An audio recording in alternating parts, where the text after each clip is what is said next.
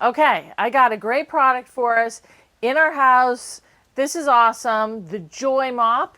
It comes with the mop and the bucket. But the best part of this is you put the clean water in one side, the dirty water goes in the other side when you wring it out, and it's never overly wet and slopping water all over the place. You know how, or you have to have the mop that you kind of wring out, it wrings out. This like does it for you. It's got a little handle, which is nice. It's nice and compact for like packing away. And basically I've got water in the large side. We're gonna look at that. Okay, so we have the clean water on this side. You can see how it's a larger section over here.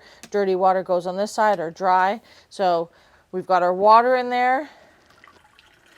You can see how it wrings it out. This metal piece here wrings it out. See how the water's coming out of the thing? Let's do it again. You got your water in. And then we dry it off.